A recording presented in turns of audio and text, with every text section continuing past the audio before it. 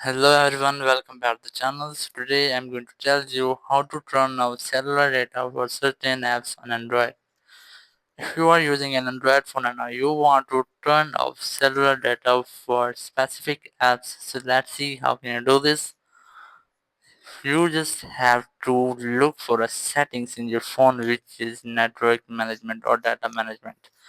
In my phone it is an iManager. Open it up and here you just have to select data management. Just select it.